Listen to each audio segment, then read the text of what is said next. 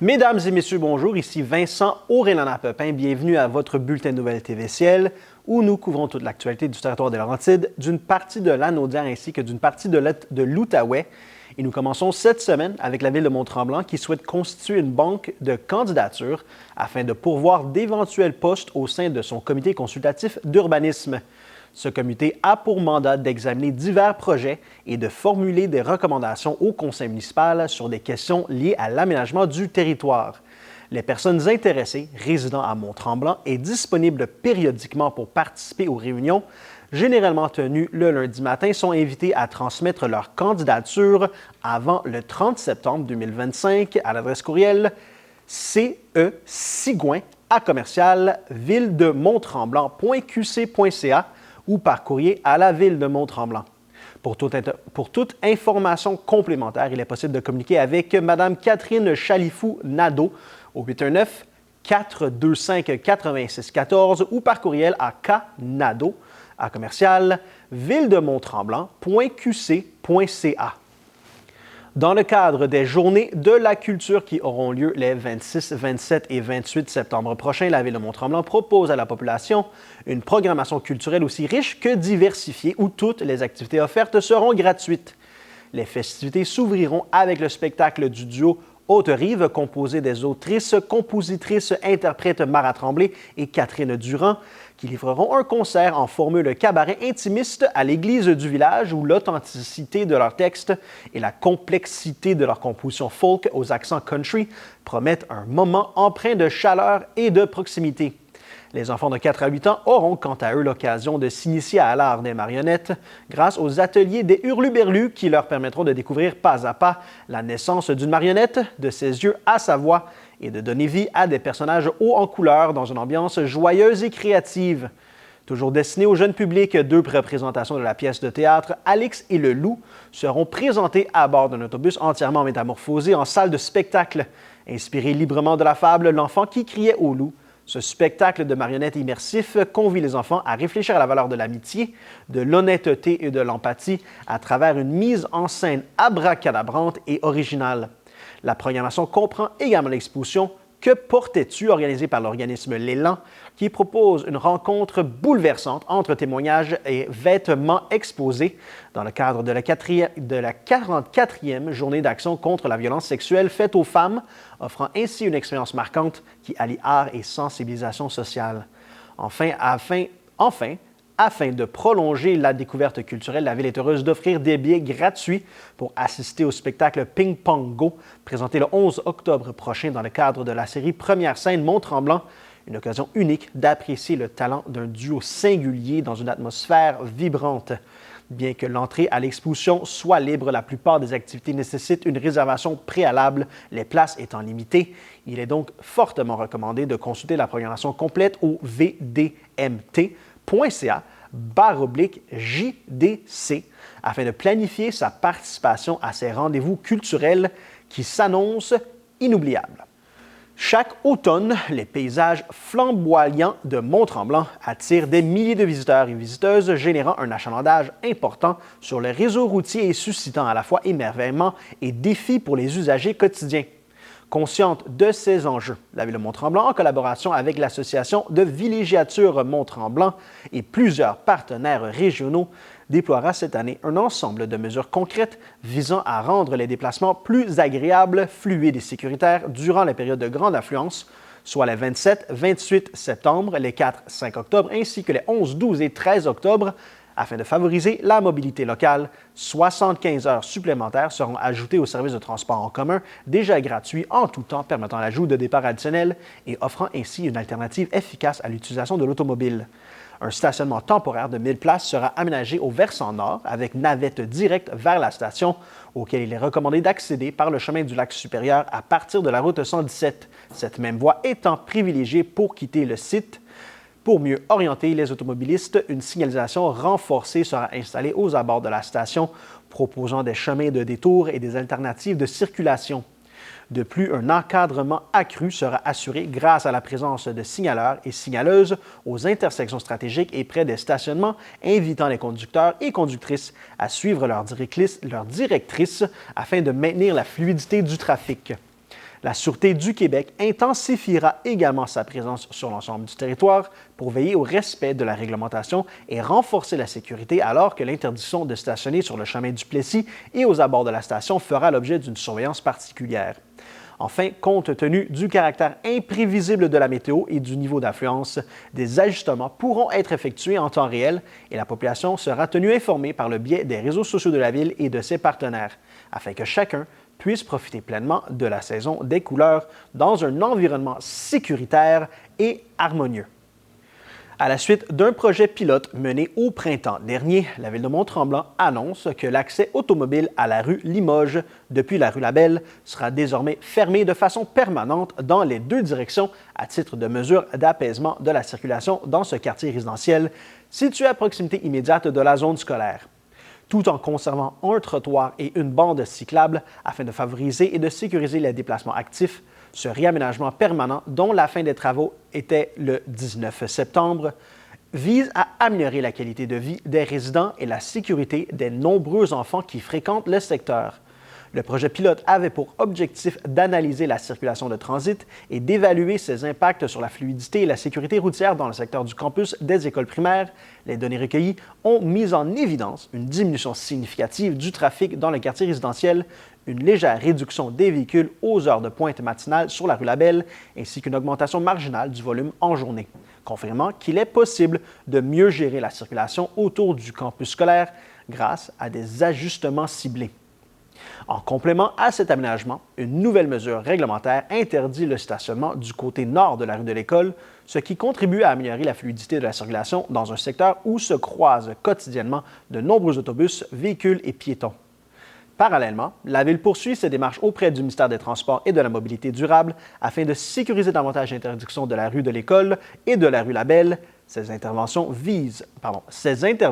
s'inscrivent dans une vision globale du réaménagement du secteur qui comprend notamment l'ajout de trottoirs et de bandes cyclables sur la rue Mercure et permettront à la fois de réduire la circulation de transit, de renforcer la sécurité des enfants et de préserver la quiétude et la qualité de vie des résidents en réponse directe aux préoccupations exprimées par la communauté de Mont-Tremblant.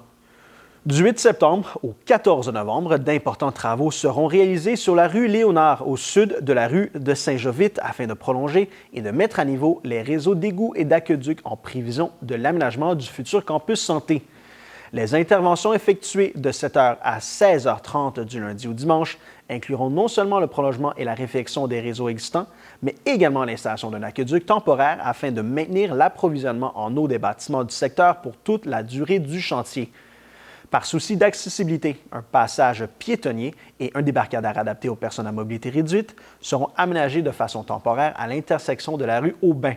permettant ainsi de rejoindre l'organisme Clair Soleil et le CLSC. La suite du projet prévu au printemps prochain comprendra la construction de nouveaux trottoirs, l'ajout de pistes cyclables et des travaux de pavage. Ces travaux entraîneront toutefois des entraves majeures à la circulation. Depuis le 8 septembre, des ralentissements sont à prévoir en raison de la mise en place de l'aqueduc temporaire et du passage piétonnier. Et depuis le 15 septembre, la rue Léonard est complètement fermée entre les rues Aubin et Lalonde et la sortie 116 de la route 117 Nord sera également fermée, obligeant les automobilistes à emprunter un détour via la rue Vaillancourt ou la sortie 117 Chemin de Brébeuf. Par ailleurs, la circulation se fera en alternance sur une seule voie entre la sortie de la route 117 Sud et la hauteur du campus santé, soit la rue des Érables, tandis que l'accès à la route 327 demeurera possible par la sortie 116 de la route 117 Sud. La Ville invite donc les usagers et usagères de la route à prévoir leur déplacement en conséquence et à faire preuve de prudence dans ce secteur fortement sollicité. Depuis le 2 septembre et pour une durée de 4 semaines, d'importants travaux de réfection seront réalisés sur le chemin du village entre l'intersection du chemin de la Chapelle et le pont du barrage du lac Tremblant, et ce, du lundi au vendredi. Le chantier qui prévoit la réfection du trottoir ainsi que le resurfaçage complet de la chaussée sera actif de jour, du lundi au jeudi de 6h à 18h et le vendredi de 6h à midi, ainsi que de nuit du 22 au 25 septembre de 21h à 6h, période durant laquelle la circulation sera complètement fermée. Aucun travaux ne sont prévus la fin de semaine. La gestion de la circulation comprendra plusieurs mesures. l'alternance de la circulation de jour, mise en place d'une allée piétonnière clôturée durant les travaux sur les trottoirs, fermeture du chemin du village au carrefour giratoire à l'angle du chemin Ryan avec détour par le chemin de la Chapelle et mise en place de feux de circulation aux extrémités du chantier ainsi que de signaleurs aux intersections des rues Pinoteau et du chemin des Saisons. Durant les travaux de nuit, les automobilistes devront emprunter un détour via le chemin du village et la montée Ryan, alors qu'une circulation à double sens sera maintenue les fins de semaine ainsi que la nuit, une fois les travaux de trottoirs et de bordures complétés. Ces interventions auront également un impact sur le service de transport collectif. Des ralentissements et retards sont à prévoir sur le circuit des autobus, dont l'itinéraire sera modifié du lundi 6h au vendredi 12h30 pour ensuite reprendre son parcours régulier durant la fin de semaine. Durant cette période de modification, les départs et arrivées demeureront assurés au centre de villégiature, mais le secteur compris entre la rue du Couvent et le chemin de la Chapelle ne sera pas desservi. La Ville invite la population à consulter l'horaire des autobus en temps réel et à planifier ses déplacements en conséquence afin de limiter les inconvénients liés à ces travaux essentiels de réfection. Depuis le 2 septembre, et pour une durée estimée de 4 semaines, des travaux d'importance seront réalisés sur le chemin au pied de la montagne, entre le chemin de la Forêt et le carrefour giratoire, situé à proximité de la place Saint-Bernard. Réalisés du lundi au jeudi de 6h à 18h et le vendredi de 6h à midi, sans intervention la fin de semaine. Ces travaux comprendront la réfection des trottoirs, le resurfaçage complet de la chaussée, le remplacement de ponceaux afin d'améliorer le drainage, ainsi que la relocalisation de lampadaires et de sections de trottoirs. Ces interventions nécessaires pour assurer la sécurité et la durabilité des infrastructures entraîneront toutefois certaines entraves de la circulation. Une fermeture complète du chemin au pied de la montagne d'une durée de 2 à 3 jours sera requise lors du remplacement des ponceaux et un chemin de détour balisé sera alors mis en place. Durant cette période, la circulation se fera en alternance tant sur le chemin du détour que sur le chemin au pied de la montagne selon l'avancement des travaux.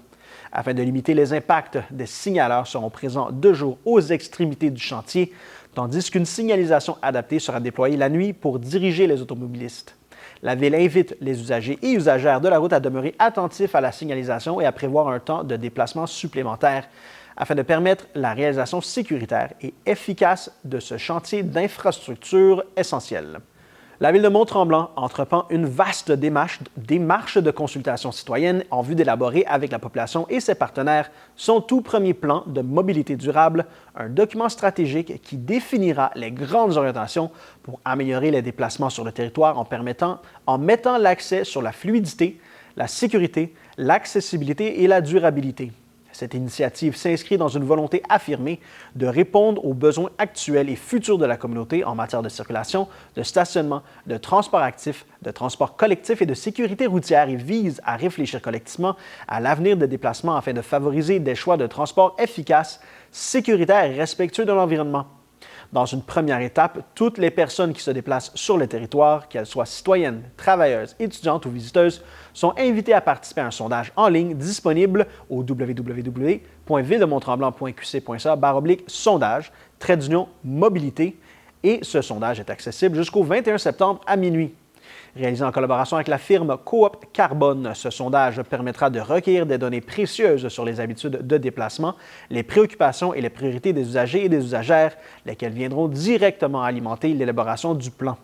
En complément, d'autres activités de consultation, notamment des ateliers de discussion, seront organisés au cours des prochaines semaines afin d'élargir la participation et de s'assurer que la démarche reflète fidèlement la diversité des besoins et aspirations de la population locale, ainsi que ses partenaires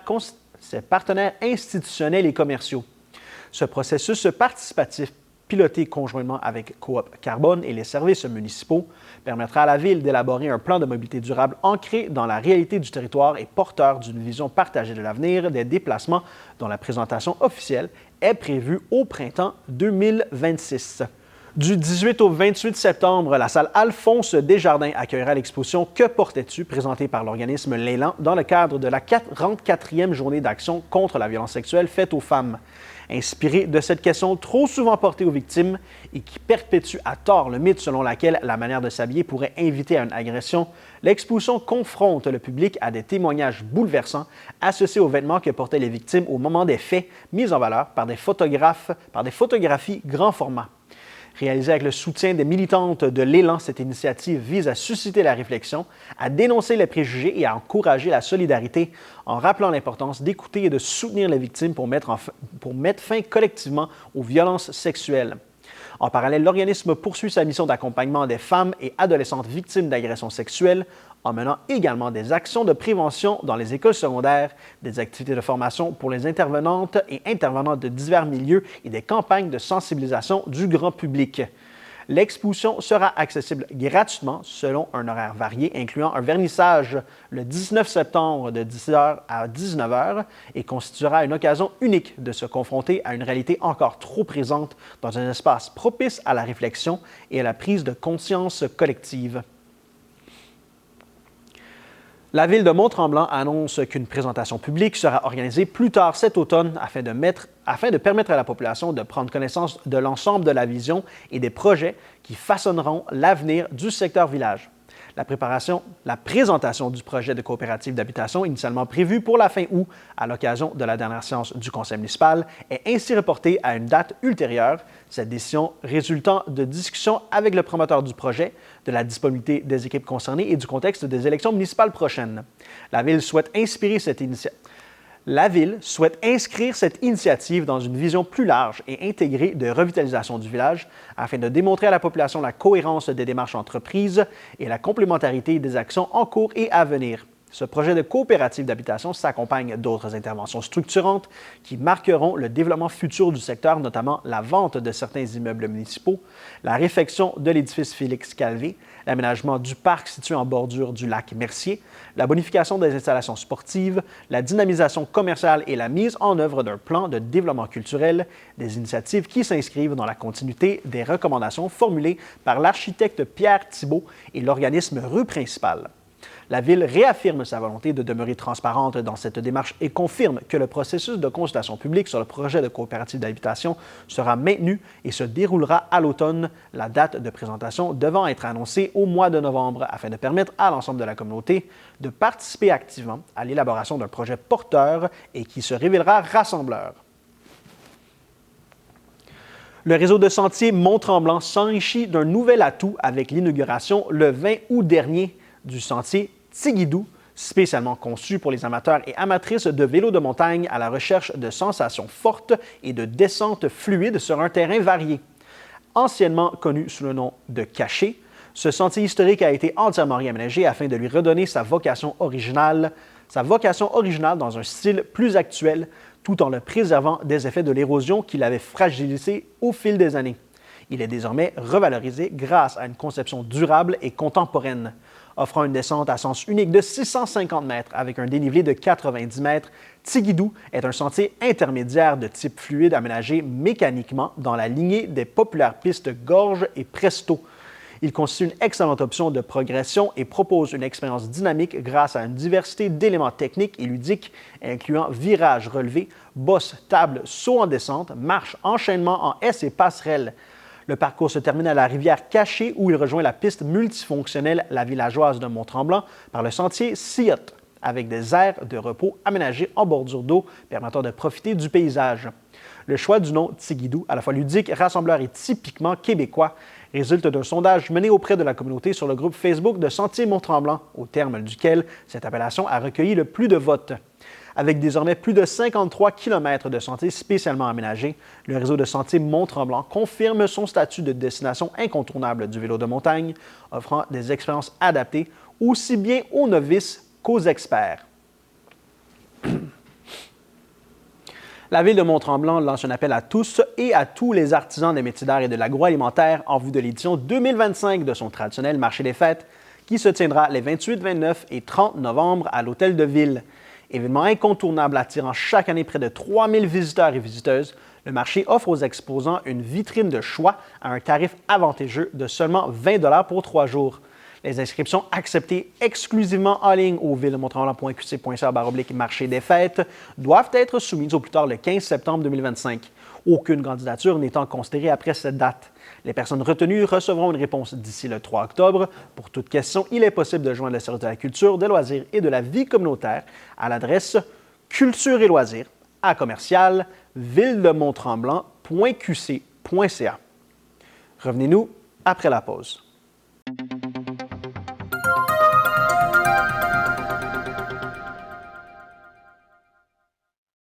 Après près de 2 années de négociations, la Ville de Mont-Tremblant et l'Association des pompiers et pompières de Mont-Tremblant annoncent être parvenus à une entente sur les termes de la prochaine convention collective, évitant ainsi un processus d'arbitrage. Cette nouvelle convention d'une durée de 6 ans et couvrant la période du 1er janvier 2024 au 31 décembre 2029 comporte plusieurs avancées significatives qui contribueront à moderniser les pratiques de travail et à renforcer la capacité d'intervention du service de sécurité incendie. Parmi les mesures phares figure l'introduction de l'horaire de travail 10-14, un modèle largement répandu dans le domaine de la sécurité incendie qui permettra une organisation du travail plus adaptée aux réalités opérationnelles du service. L'entente prévoit également la mise en place d'une gamme complète d'avantages sociaux pour les employés à temps régulier ainsi qu'une indemnité compensatoire pour le personnel à temps partiel, favorisant une plus grande équité entre les groupes d'employés et contribuant aux efforts de la Ville en matière d'attraction et de rétention du personnel.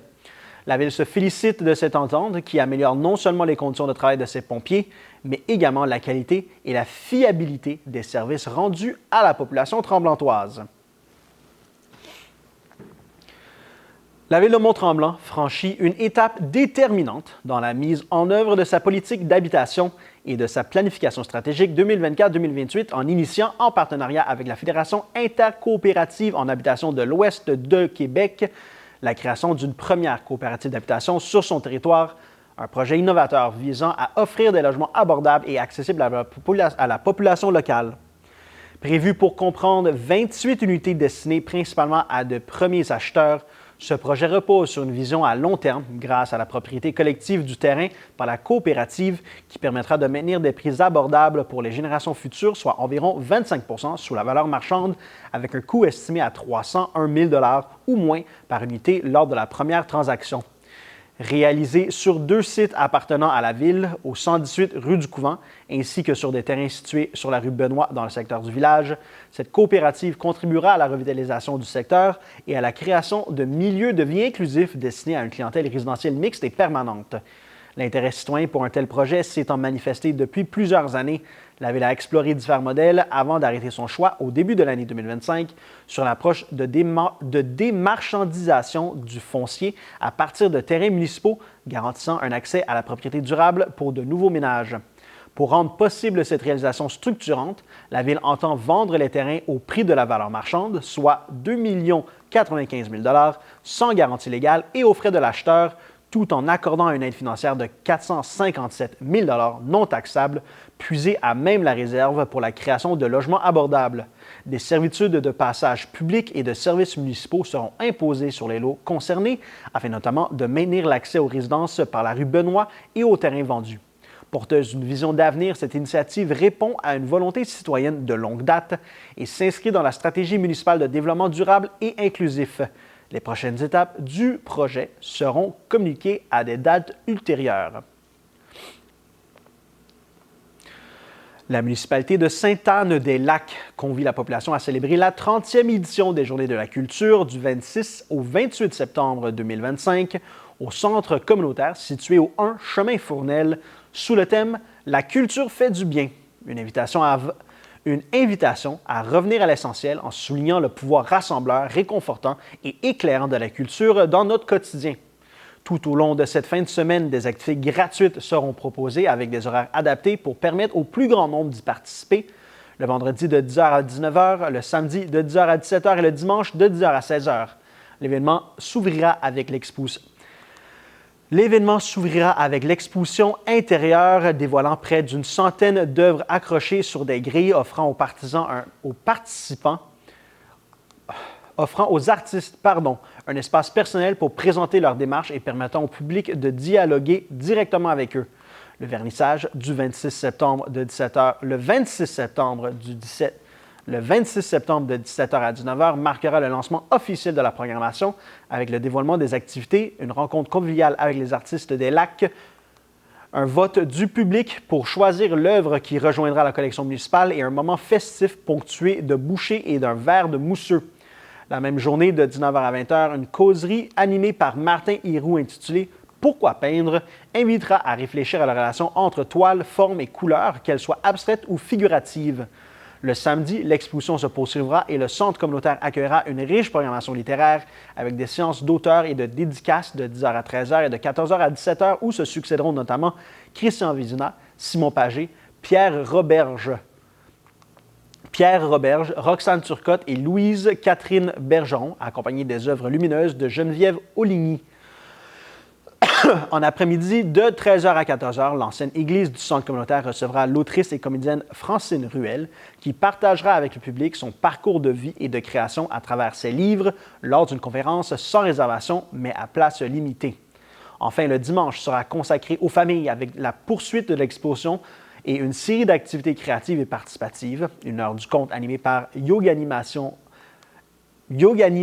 Madame J pour les tout-petits de 2 à 5 ans, une toile collective sous le thème « J'appétit mais pas là » réalisée avec les artistes des Lacs, un atelier de mandala coloré animé par Pascal Galland pour les enfants de 3 à 8 ans et leurs familles, ainsi qu'un atelier de fabrication de capteurs de rêve dirigé par Marie-Ève Albert, destiné aux jeunes de 9 ans et plus, ainsi qu'aux adultes. Cette programmation variée et inclusive qui met à l'honneur les arts visuels, la littérature, les ateliers participatifs et les moments de réflexion incarne pleinement la thématique de cette 30e édition et illustre combien la culture enrichit nos vies et contribue à nourrir le sentiment d'appartenance et de fierté collective. Lors de sa séance ordinaire de septembre 2025, le Conseil municipal de Sainte-Anne-des-Lacs a adopté plusieurs décisions importantes touchant différents secteurs de la vie municipale. Sur le plan des finances et de l'administration, il a adopté un projet de règlement concernant la tarification des biens, services et activités et a décidé d'abroger 2 politiques municipales jugées désuètes sur la politique relative aux épinglettes municipales et celle concernant le dédommagement des propriétaires lors de travaux de réfection des chemins. En matière de loisirs, de culture et de vie communautaire, le Conseil a autorisé l'affectation d'un surplus budgétaire de 300 000 $ afin de financer la réfection de la patinoire extérieure du parc Henri Piette et l'aménagement d'infrastructures destinées à la pratique du pickleball. Il a également reconnu officiellement le club d'athlétisme Les Légendaires des Pays d'en haut comme organisme communautaire en vertu de la politique municipale d'aide et de soutien aux organismes sans but lucratif. Le Conseil a aussi déposé les statistiques de fréquentation de la baignade au lac Loisel ainsi que celles liées à la location d'embarcations au parc Irénée-Benoît pour l'été 2025. Dans le domaine des travaux publics et de la voirie, un contrat de pavage pour divers segments d'asphalte faisant suite à des réfections de ponceau a été confié à Pavage Jérômien pour un montant de plus de 75 000 $ taxes incluses, tandis que l'entreprise Ployard a obtenu un contrat d'un peu plus de 20 000 $ taxes incluses pour l'acquisition et l'installation de glissières de sécurité. Du côté de l'urbanisme, le Conseil a adopté un règlement omnibus qui modifie certaines dispositions du règlement de zonage 1001 ainsi que du règlement de lotissement 1002. Enfin, en environnement, un mandat a été accordé à la firme Habitat pour réaliser une évaluation de la valeur des services écosystémiques des milieux forestiers de la municipalité, une démarche appuyée financièrement par une subvention du programme Accélérer la transition climatique locale.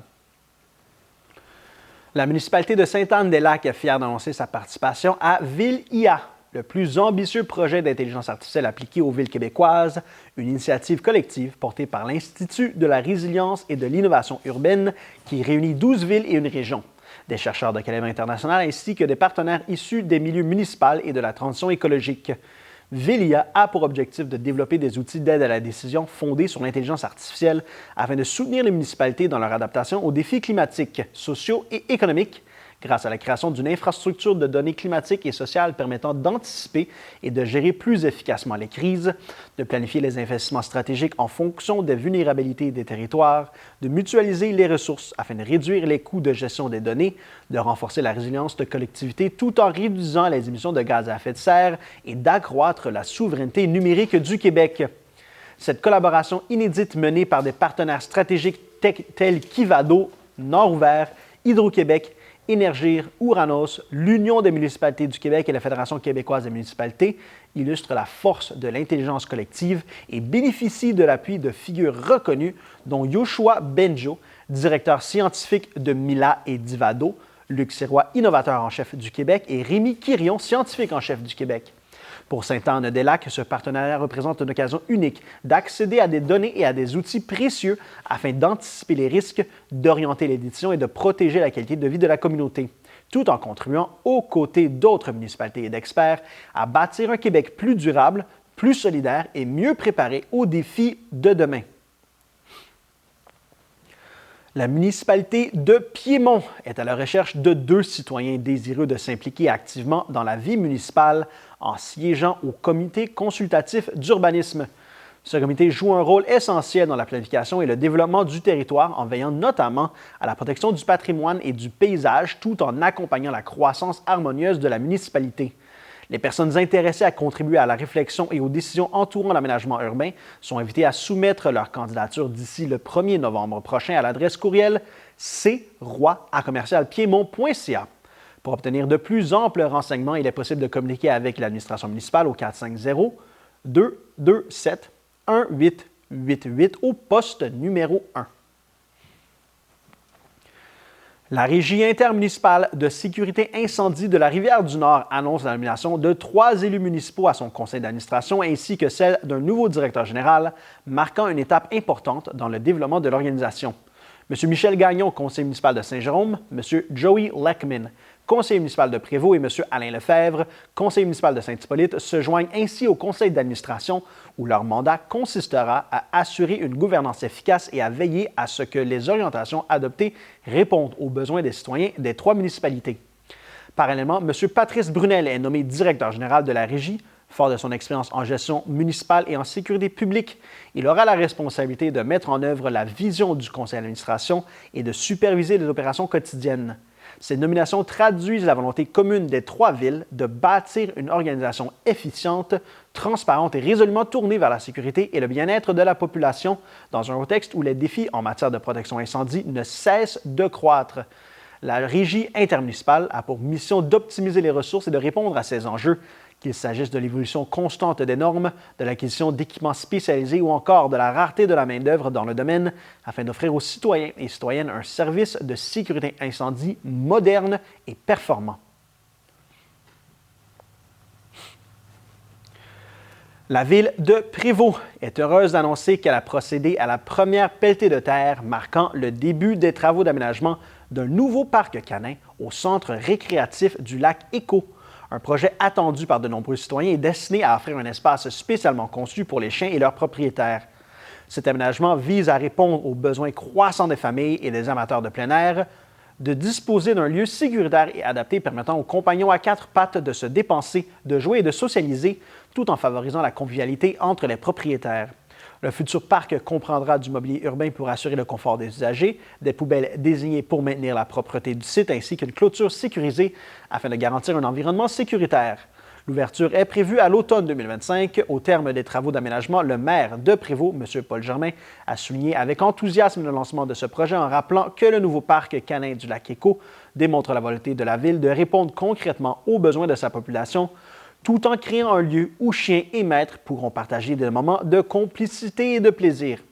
La Ville remercie chaleureusement l'ensemble des citoyens qui ont manifesté leur appui et leur enthousiasme à l'égard de ce projet et invite la population à demeurer à l'affût des prochaines communications concernant l'avancement des travaux et l'annonce de l'ouverture officielle de ce nouvel espace de rencontre et de socialisation à Prévost.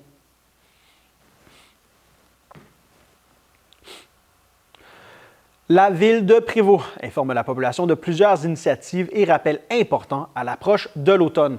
En prévision des élections municipales du 2 novembre prochain, un appel est lancé pour le recrutement de personnel électoral. Les personnes intéressées devront être disponibles notamment lors du vote par anticipation, le 26 octobre, ainsi que le jour du scrutin, en plus de certaines journées de révision de la liste électorale. Une séance de formation rémunérée sera également offerte aux personnes retenues et les candidatures peuvent être déposées auprès du service des élections de la Ville. Du côté environnemental, les citoyens peuvent désormais emprunter gratuitement la remorque municipale par le biais du Partage Club, une ressource pratique tant pour un déménagement que pour un transport vers l'écocentre. Par ailleurs, plusieurs programmes d'économie d'eau sont en cours avec la remise gratuite de pluviomètres et des subventions pouvant atteindre 225 $ pour le remplacement de toilettes, 50 $ pour des pommes de douche à débit réduit et jusqu'à 1 000 $ pour l'acquisition d'équipements de récupération d'eau de pluie. La Ville encourage également la revalorisation des retailles de cèdre grâce à un service gratuit de collecte offert en collaboration avec l'entreprise Arbre Essence, permettant leur transformation en huile essentielle et en autres produits dérivés. En matière d'entretien, la municipalité rappelle aux propriétaires leur responsabilité quant aux fossés et ponceaux, conformément au règlement en vigueur, et précise que toute demande de remplacement de ponceaux doit être déposée auprès du service de l'urbanisme. Enfin, un rappel important est fait concernant la conformité des piscines résidentielles. Depuis mai 2021, toutes les piscines, peu importe leur date d'installation, doivent répondre aux nouvelles exigences de sécurité prévues par le règlement provincial, notamment en ce qui a trait aux clôtures et aux dispositifs d'accès sécurisés. Les techniciens du service de l'urbanisme effectuent d'ailleurs une tournée d'inspection afin de réviser la conformité des installations. La Ville de Prévost invite donc l'ensemble de ses citoyens et citoyennes à demeurer attentifs à ces mesures qui visent à renforcer la sécurité, favoriser la protection de l'environnement et améliorer la qualité de vie collective.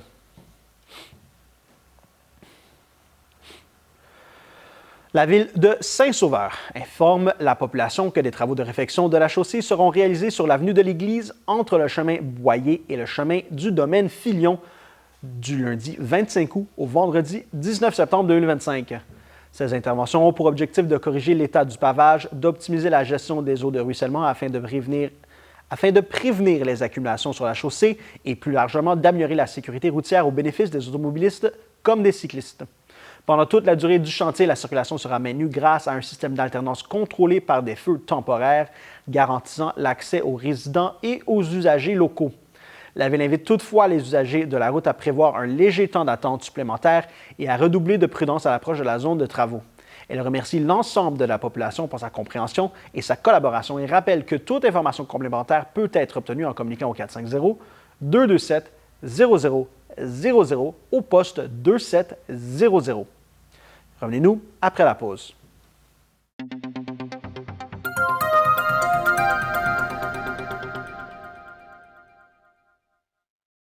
Le vendredi 5 septembre dernier, sous un soleil radieux, près de 50 résidents, employés municipaux, représentants du milieu politique et partenaires se sont réunis pour célébrer l'inauguration officielle du parc Camille Michel, un espace entièrement réinventé au cœur de la communauté de Saint-Sauveur, devenu un véritable emblème de résilience écologique et le fruit d'une mobilisation collective face aux défis climatiques. Autrefois composé de gazon et d'asphalte, le site s'est métamorphosé grâce à l'implication citoyenne et au travail concerté des équipes municipales pour accueillir une mosaïque d'aménagements favorisant la biodiversité et la résilience, soit jardins de pluie, plantation d'espèces végétales adaptées aux conditions climatiques prévues en 2080, déminéralisation des sentiers, hôtels à insectes, mais aussi des installations répondant aux besoins des citoyens de tous âges, tels qu'un espace de socialisation, un brumisateur, une plateforme de yoga, une zone de jeu destinée aux tout-petits, des supports à vélo, des chaises longues et une butte aménagée pour la glissade en hiver. Lors de la cérémonie, élus et dignitaires ont salué le parc comme un modèle à suivre, le maire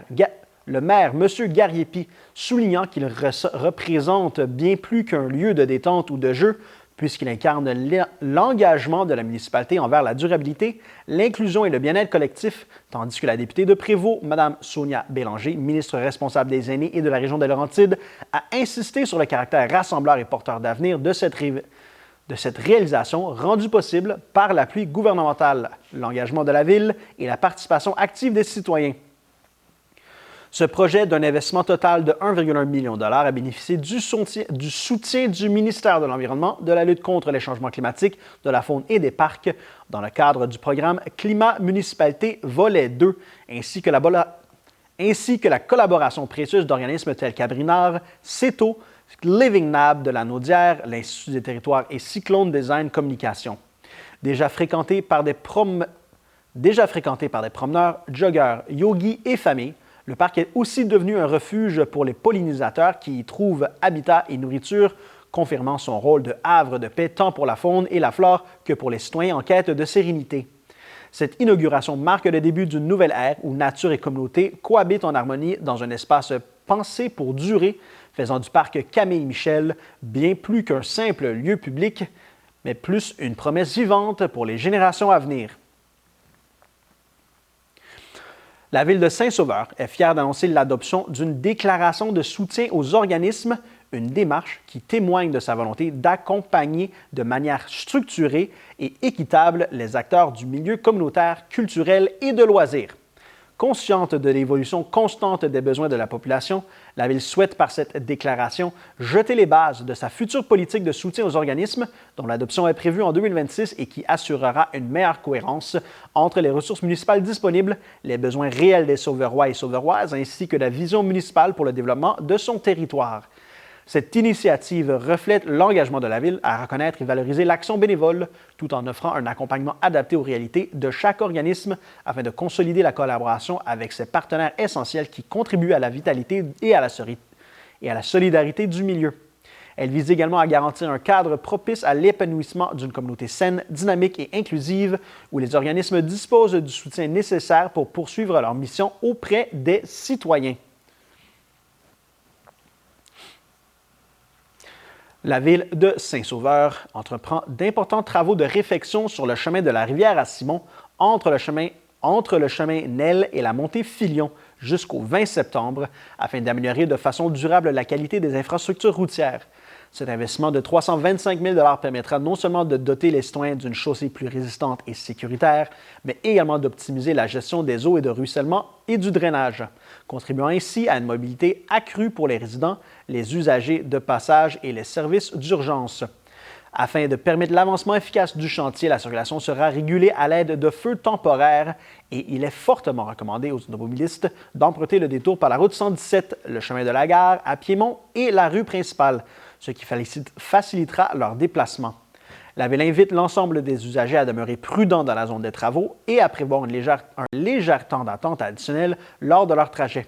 Elle remercie sincèrement les citoyens pour leur compréhension et leur collaboration et rappelle que toute information complémentaire peut être obtenue en communiquant au 450-227-0000 au poste 2700. La Ville de Sainte-Adèle est fière d'annoncer que son plan de mobilité active 2025-2035 a été soumis au prix Leader en mobilité durable, une distinction qui récompense les organisations se démarquant par leurs actions concrètes en faveur des modes de transport durables dans les déplacements utilitaires. Ce plan d'envergure, qui trace les grandes orientations de la Ville pour la prochaine décennie, se retrouve désormais en lice pour le prix Coup de cœur du public, une reconnaissance qui souligne la qualité et l'impact des projets finalistes. Les citoyens et citoyennes sont invités à exprimer leur appui en votant pour ce projet phare qui incarne la volonté de Sainte-Adèle de favoriser la mobilité active et de bâtir un avenir plus vert et inclusif.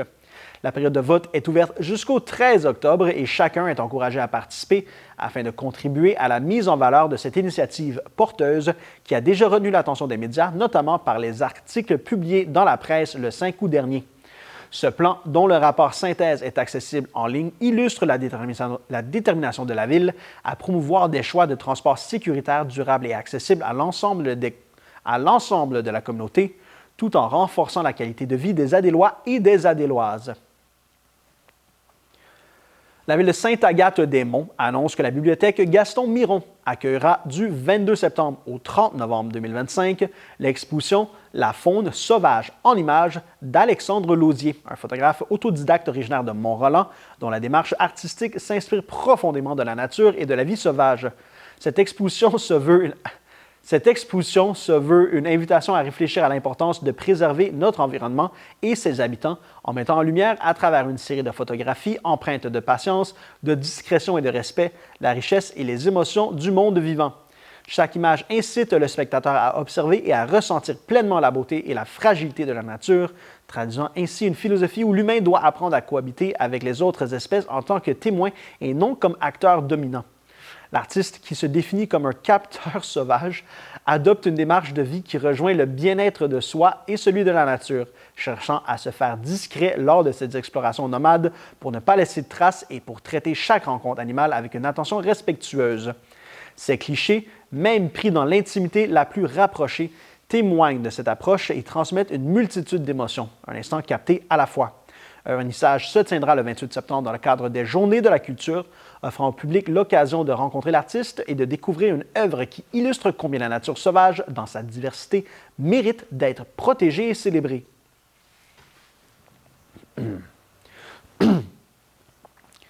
La ville de Sainte-Agathe-des-Monts, en collaboration avec Vélo Québec, élabore actuellement son plan directeur du réseau cyclable, une démarche qui s'inscrit dans la continuité du plan de mobilité active adopté à l'automne 2023 et qui vise à améliorer durablement le réseau de déplacement actif.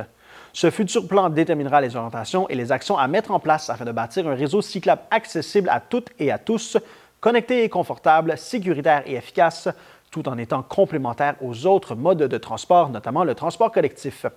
Pour enrichir cette démarche, la Ville convie les citoyens, qu'ils soient passionnés de vélo, utilisateurs réguliers ou occasionnels ou simplement intéressés par le projet, à prendre part à une consultation publique qui se tiendra le jeudi 2 octobre de 18h à 20h à la place Lagny. Cette rencontre permettra de confirmer les grandes orientations, de recueillir des commentaires constructifs, d'identifier les enjeux de sécurité et les besoins en connectivité, ainsi que de déterminer les projets prioritaires à réaliser au cours des prochaines années. La participation des citoyens est jugée essentielle afin d'assurer que le futur réseau cyclable reflète leurs besoins et attentes. Les personnes intéressées doivent s'inscrire au préalable sur le site web de la Ville pour confirmer leur présence à cette importante rencontre de consultation. Lors de sa séance du 9 septembre 2025, le Conseil de la MRC des Pays d'en haut a adopté plusieurs décisions structurantes qui marquent une nouvelle étape pour l'avenir du territoire, toutes orientées vers un développement harmonieux et durable au bénéfice de la population.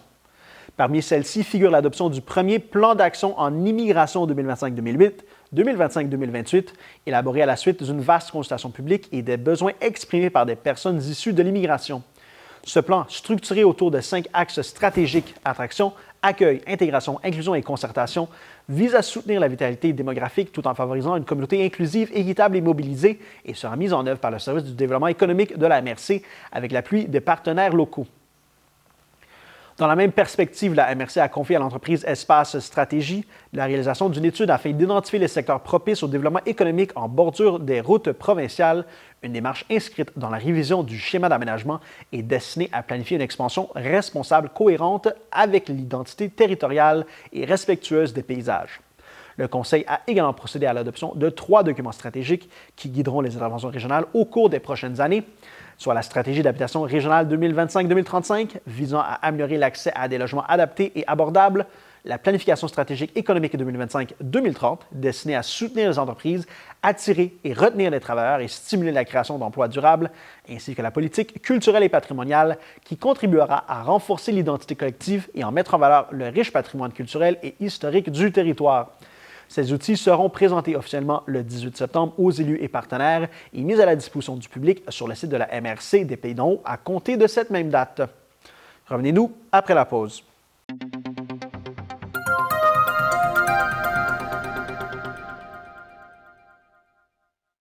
Réuni en séance régulière en août dernier, le Conseil de la MRC des Pays d'en haut a adopté plusieurs décisions marquantes touchant à la sécurité publique, au soutien aux jeunes sportifs, au développement territorial et communautaire, ainsi qu'à la couverture des services d'urgence, traduisant une volonté commune d'assurer la protection des citoyens, de renforcer la gouvernance régionale et de soutenir la vitalité des communautés.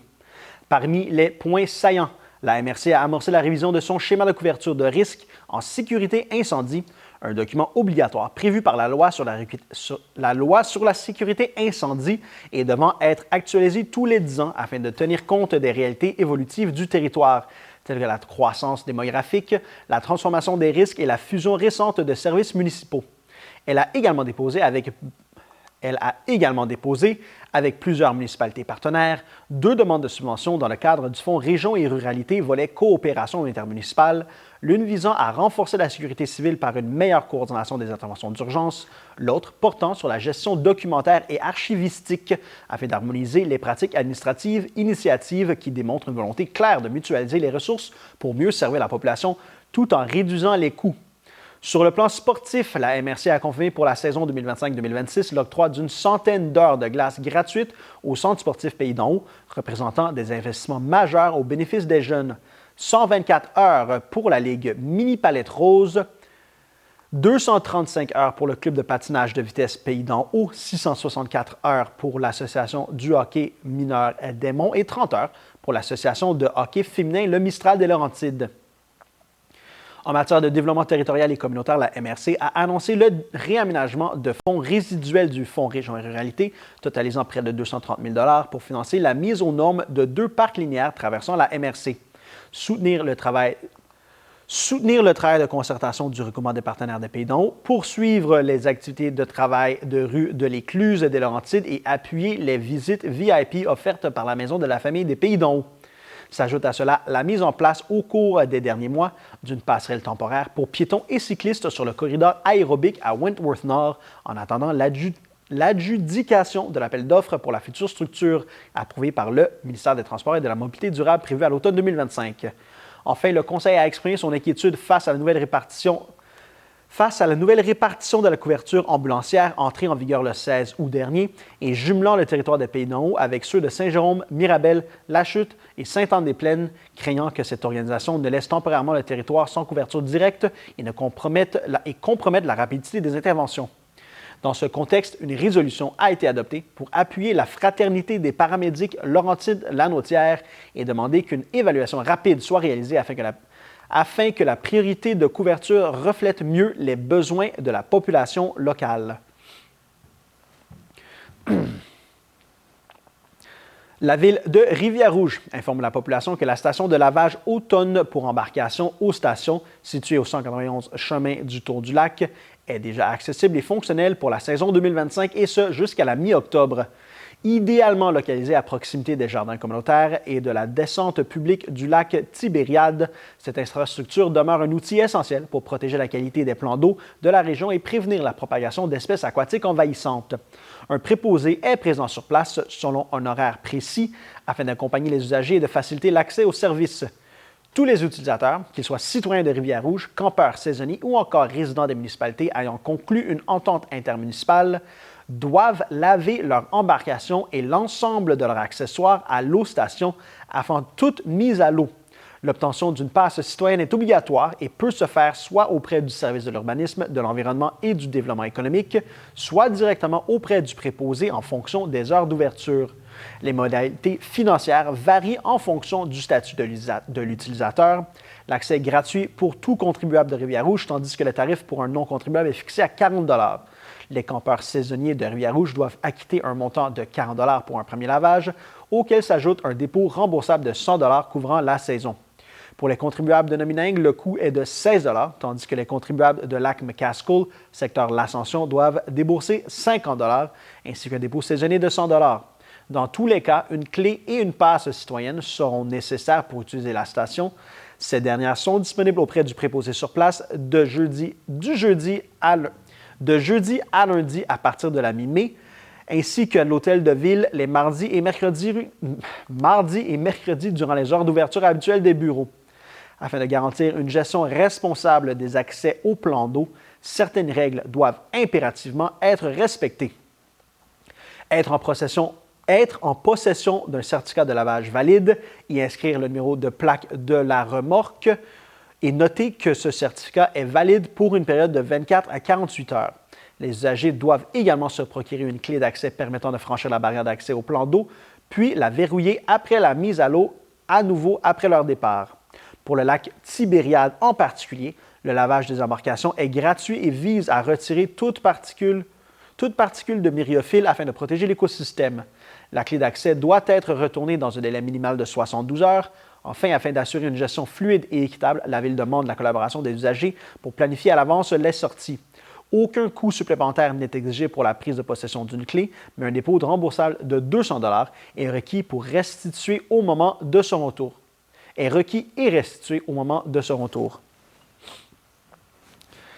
La Ville de Rivière-Rouge souhaite informer clairement la population de l'état actuel des négociations avec son personnel syndiqué.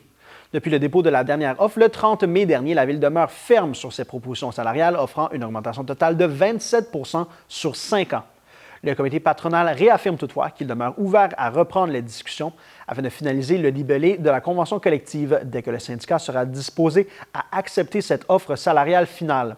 La position de la Ville est constante et sans équivoque. Les négociations sur les aspects non monétaires de la convention collective pourront reprendre uniquement lorsque l'offre salariale finale, soit une hausse de 27 % sur 5 ans, aura été acceptée. Tant que cette condition préalable ne sera pas remplie, les discussions demeurent stériles, le conseil municipal n'ayant aucune intention de bonifier cette offre déjà jugée avantageuse. Bien que l'exécutif syndical ait exprimé son souhait de planifier une rencontre pour poursuivre leurs négociations, la Ville constate que le syndicat ne manifeste aucune intention claire d'accepter cette offre finale. Or, c'est le point de départ incontournable pour envisager un dénouement rapide. La Ville réitère que la balle est dans le camp syndical. Dès que l'offre salariale sera entérinée, les négociations pourront reprendre promptement et permettre d'espérer une conclusion rapide à ce processus. La Ville souligne par ailleurs que des informations circulant au sein de l'Hôtel de Ville laissent entendre qu'une partie du personnel syndiqué serait disposée à accepter l'offre salariale, contrairement à la position affichée par ses représentants. Si tel est le cas, il serait essentiel que cette disposition soit communiquée à l'exécutif syndical afin de clore une négociation qui perdure depuis déjà trop longtemps.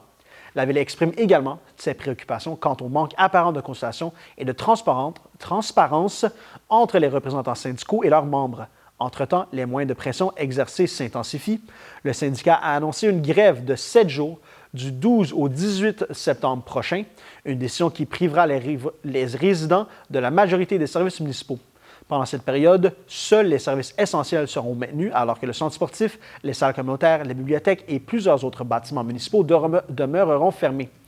La Ville remercie les citoyens pour leur compréhension dans cette situation difficile et réaffirme sa volonté de parvenir à une entente qui soit juste pour ses employés, tout en respectant la capacité de payer des résidents.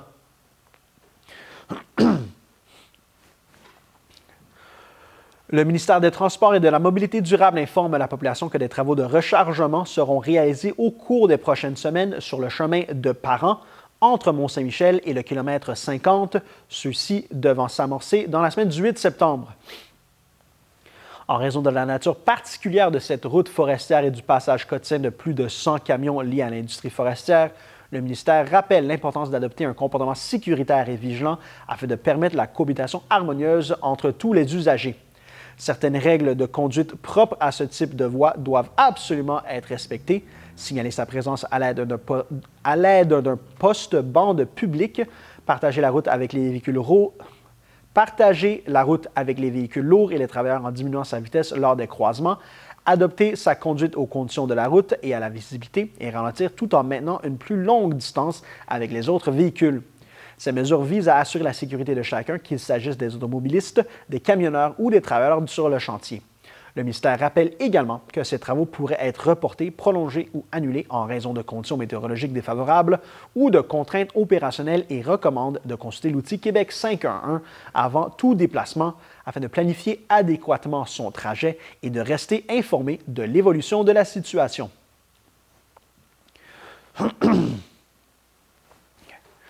La MRC d'Antoine Labelle, en collaboration avec le Centre de services scolaires des Hautes-Laurentides et l'École polyvalente Saint-Joseph, est fière de convier la population à l'événement Poly en Lumière, qui se tiendra les 2 et 3 octobre prochains dès 19h30 et proposera des projections extérieures sur la façade de la polyvalente, perchée sur la colline Alix comme un phare veillant sur la ville. Ce projet artistique unique, réalisé par des élèves d'adaptation scolaire dans le cadre de leur cours d'art plastique et accompagné par l'artiste multimédia laurentien Samuel Charrois, met en lumière la créativité et la générosité de jeunes qui, à travers leurs propres dessins, ont conçu une œuvre d'animation collective pleine de personnalité et d'originalité. L'objectif de ce projet dépasse la simple création artistique. Il vise à favoriser l'accès à la culture et au patrimoine pour tous les publics, à développer de nouveaux partenariats et à intégrer l'art dans divers milieux et à promouvoir des initiatives identitaires rassembleuses qui reflètent l'histoire, le territoire et la culture locale tout en renforçant le sentiment d'appartenance des jeunes envers leur établissement scolaire. L'événement, qui s'inscrit dans le cadre de l'entente de développement culturel 2025-2027, conclu entre le ministère de la Culture et des Communications et la MRC d'Antoine Labelle, constitue également une occasion de célébrer la 60e rentrée scolaire de la polyvalente Saint-Joseph, près d'un siècle après sa construction. Les projections gratuites et ouvertes à tous offriront un moment de rassemblement communautaire où chacun est invité à apporter une couverture ou une chaise pour s'installer confortablement devant l'école en prévoyant des vêtements adaptés à la météo. En cas de fortes averses, l'événement sera reporté au 8 et 9 octobre. À travers ce projet, Samuel Charrois, reconnu pour son approche innovatrice, fusionnant musique et art visuel afin de transformer les paysages et les structures architecturales en symphonie visuelle et auditive, propose une expérience immersive qui illustre toute la richesse du dialogue entre culture, mémoire collective et vitalité citoyenne.